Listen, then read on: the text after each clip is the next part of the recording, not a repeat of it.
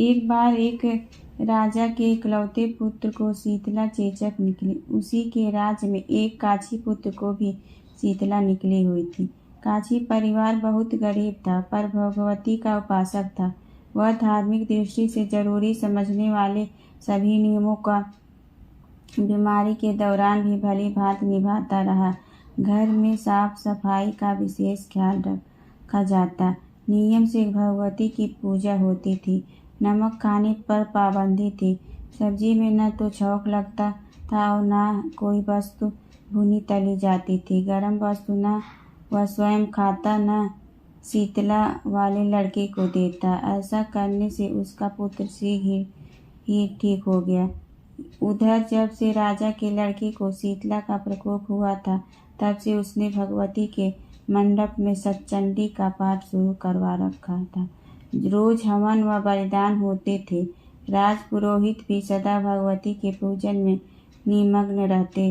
राजमहल में रोज कड़ाही चढ़ती, विविध प्रकार के गर्म स्वादिष्ट भोजन बनते। सभी सब्जी के साथ कई प्रकार के मांस भी पकते थे। इसका परिणाम यह होता कि उन लजीज भोजनों की गंध से राजकुमार का मन चंचल उठता। वह भोजन के लिए जिद करता। एक तो राजपुत्र और दूसरे इकलौता, इस कारण उसकी अनुचित जिद भी पूरी कर दी जाती। इस पर शीतला का कोप घटने के बजाय बढ़ने लगा। शीतला के साथ साथ उसे बड़े बड़े फोड़े भी निकलने लगे, जिनमें खुजली व जलन अधिक होती थी। शीतला की शांति के लिए राजा जितने भी उपाय करता, शीतला का प्रकोप उतना ही बढ़ता जाता, क्योंकि अज्ञानतावश राजा के यहाँ सभी कार्य उल्टे हो रहे थे।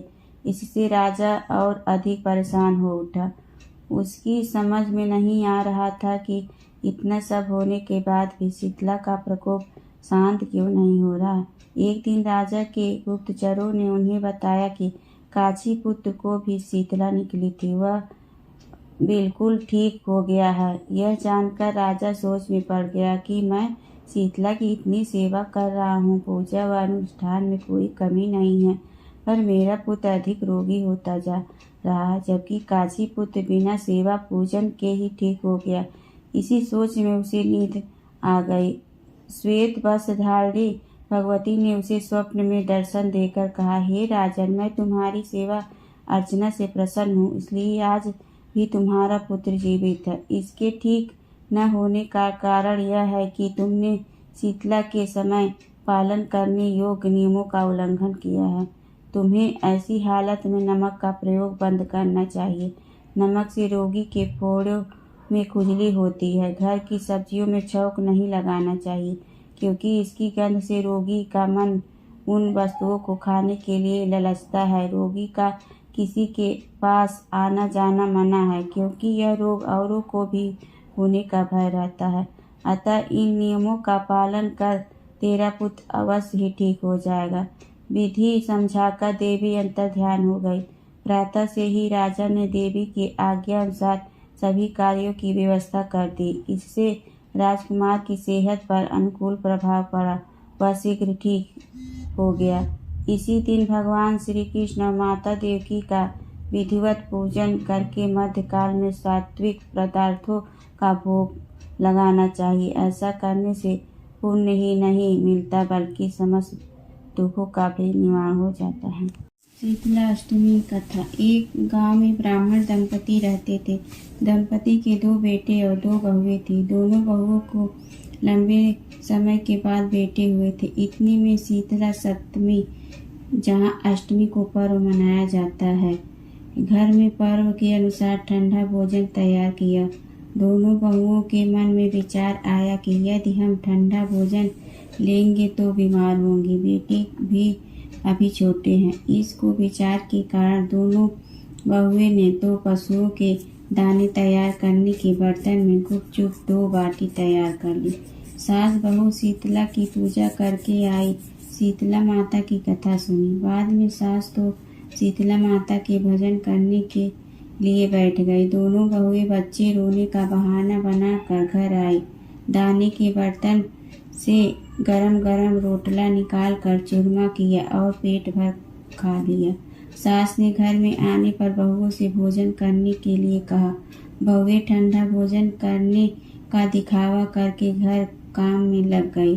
सास ने कहा, बच्चे कब के सोए हुए हैं, उन्हें जगाकर भोजन करा लो। बहुएं जैसे ही अपने अपने बेटों को जगाने गई तो उन्होंने उन्हें मृत पाया। ऐसा बहुओं की करतूतों के फलस्वरूप शीतला माता के प्रकोप से हुआ था। बहुएं बेबस हो गई। सास ने घटना जानी तो बहुओं से झगड़ने लगी। सास बोली कि तुम दोनों ने अपने बेटे की बदौलत शीतला माता की अवहेलना की है, इसलिए अपने घर से निकल जाओ और बेटों को जिंदा स्वस्थ लेकर ही घर में पैर रखना। अपने मृत बेटे को टोकरे में सुलाकर दोनों बहुएं घर से निकल पड़ी। जाते जाते रास्ते में एक जीवड़ वृक्ष आया। यह खेजड़ी का वृक्ष था। इसके नीचे पूरी शीतला दोनों बहनें बैठी थी। दोनों के बालों में विपुल प्रमाण में जू थी। बहुओं ने थकान का अनुभव किया था। दोनों बहुएं ओरी और शीतला के पास आकर बैठ गई। उन दोनों ने शीतला ओरी के बालों से खूब सारी जू निकाली। जूओं का नाश होने से ओरी और शीतला ने अपने मस्तक में शीतलता का अनुभव किया। कहा, तुम दोनों ने हमारे मस्तक को शीतल ठंडा किया है, वैसे ही तुम्हें पेट की शांति मिली। दोनों बहुएं एक साथ बोली कि पेट का दिया हुआ ही लेकर हम मारी मारी भटकती है, परंतु शीतला माता के दर्शन हुए नहीं है। शीतला माता ने कहा कि तुम दोनों पापनी हो, दुष्ट हो, दुराचारनी हो, तुम्हारा तो मुँह देखने भी योग्य नहीं है। शीतला सप्तमी के दिन ठंडा भोजन करने के बदले तुम दोनों ने गर्म भोजन कर लिया। यह सुनते ही बहुओं ने शीतला माता जी को पहचान लिया। देवरानी जेठानी ने दोनों माताओं का वंदन किया। गिड़गिड़ाते हुए कहा कि हम तो भोली भाली हैं, अनजाने में गर्म खा लिया था। आपके प्रभाव को हम जानती नहीं थी। आप हम दोनों को क्षमा करें। पुनः ऐसा दुष्क्रिय हम कभी नहीं करेंगे। उनके पश्चात भरे वचनों को सुनकर दोनों माताएं प्रसन्न हुई। शीतला माता ने मृतक बालकों को जीवित कर दिया। बहुएं तब बच्चों के साथ लेकर आनंद से पुनः गांव लौट आई। गांव के लोगों ने जाना कि दोनों बहुओं को शीतला माता के साक्षात दर्शन हुए थे। दोनों को धूमधाम से स्वागत करके गांव प्रवेश कराया। बहुओं ने कहा, हम गांव में शीतला माता के मंदिर का निर्माण करवाएंगे।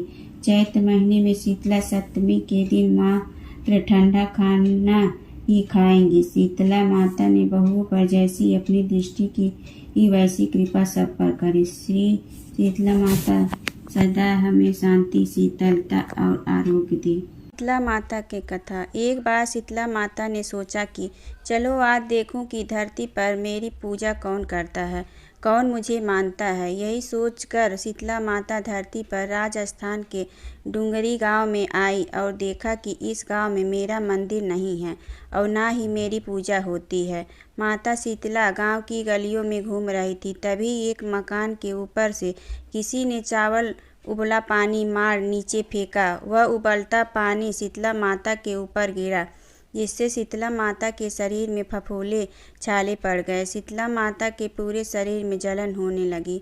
शीतला माता गांव में इधर उधर भाग भाग के चिल्लाने लगी, अरे मैं जल गई, मेरा शरीर तप रहा है, जल रहा है, कोई मेरी सहायता करो। लेकिन उस गांव में किसी ने शीतला माता की सहायता नहीं की। वहीं अपने घर के बाहर एक कुम्हारन महिला बैठी थी। उस कुम्हारन ने देखा कि अरे यह बूढ़ी माई तो बहुत जल गई हैं, इसके पूरे शरीर में तपन है, इसके पूरे शरीर में फोफले पड़ गए हैं, यह तपन सहन नहीं कर पा रही हैं। तब उस कुम्हारन ने कहा, हे माँ, तू यहाँ आकर बैठ जा, मैं तेरे शरीर के ऊपर ठंडा पानी डालती हूँ। कुम्हारन ने उस बूढ़ी माई पर खूब ठंडा पानी डाला और बोली, हे माँ, मेरे घर में रात की बनी हुई रबड़ी रखी है, थोड़ा दही भी है, तू दही रबड़ी खा ले। जब बूढ़ी माई ने ठंडी ज्वार के आटे की रबड़ी और दही खाया तो उसके शरीर को ठंडक मिली। तब उस कुम्हारन ने कहा, आ माँ बैठ जा, तेरे सिर के बाल बहुत बिखरे हैं, ला मैं तेरी चोटी गूँथ देती हूँ। और कुम्हारन माई की चोटी गूँथने हेतु कंघी बालों में करती रही। अचानक कुम्हारन की नज़र उस बूढ़ी माई के सिर के पीछे पड़ी तो कुम्हारन ने देखा कि एक आँख बालों के अंदर छुपी है। यह देखकर वह कुम्हारन डर के मारे घबरा कर भागने लगी। तभी उस बूढ़ी माई ने कहा, रुक जा बेटी, तू डर मत, मैं कोई भूत प्रेत नहीं हूँ, मैं शीतला देवी हूँ। मैं तो इस धरती पर देखने आई थी कि मुझे कौन मानता है, कौन मेरी पूजा करता है। इतना कहकर माता चार भुजा वाली हीरे जवाहरात के आभूषण पहनने, सिर पर स्वर्ण मुकुट धारण किए अपने असली रूप में प्रकट हो गई। माता के दर्शन कर कुम्हारन सोचने लगी कि अब मैं गरीबहीन माता को कहाँ बैठाऊँ। तब माता बोली, हे बेटी, तुम किस सोच में पड़ गई। तब उस कुम्हारन ने हाथ जोड़कर आंखों में आंसू बहते हुए कहा, हे माँ, मेरे घर में तो चारों तरफ दैत्यता बिखरी हुई है, मैं आपको कहाँ बिठाऊँ। मेरे घर में ना तो चौकी है, ना बैठने का आसन ही। तब शीतला माता प्रसन्न होकर उस कुम्हारन के घर पर खड़े हुए गधे पर बैठकर एक हाथ में झाड़ू, दूसरे हाथ में डलिया लेकर उस कुम्हारन के घर की दैत्यता को झाड़कर डलिया में भर कर फेंक दिया और उस कुम्हारन से कहा, हे बेटी, मैं तेरी सच्ची भक्ति से प्रसन्न हूँ। अब तुझे जो भी चाहिए मुझसे वरदान मांग लो। तब कुम्हारन ने हाथ जोड़कर कहा, हे माता, मेरी इच्छा है अब आप इसी डुगरी गांव में स्थापित होकर यहीं निवास करें और जिस प्रकार आपने मेरे घर की दैत्यता को अपनी झाड़ू से साफ कर दिया है, ऐसे ही आपको जो भी भक्त होली के बाद की सप्तमी को भक्तिभाव से पूजा कर अष्टमी के दिन आपको ठंडा जल, दही व बासी ठंडा भोजन चढ़ाए, उसके घर की दैत्यता को दूर करना एवं आपकी पूजा करने वाली महिला का अखंड सुहाग रखना, उसकी गोद हमेशा भरी रखना। साथ ही जो पुरुष शीतला अष्टमी को नाई के यहाँ बाल ना कटवाए, धोबी को कपड़े धुलने ना दे और पुरुष भी आप पर ठंडा जल चढ़ाकर, नारियल फूल चढ़ाकर परिवार सहित ठंडा बासी भोजन करे, उसके काम धंधे व्यापार में कभी दैत्यता न आए। तब माता बोली, तथास्तु। हे बेटी, तू वरदान मांगे है, मैं सब तुझे देती हूँ। हे बेटी, तुझे आशीर्वाद देती हूँ कि मेरी पूजा का मुख्य अधिकार इस धरती पर सिर्फ कुम्हार जाति का ही होगा। तभी उस दिन से डुंगरी गांव में शीतला माता स्थापित हो गई और उस गांव का नाम हो गया सील की डुगरी। सील की डुगरी भारत का एकमात्र मुख्य मंदिर है। शीतला सप्तमी के दिन यहाँ बहुत विशाल मेला लगता है। शीतला माता की जय।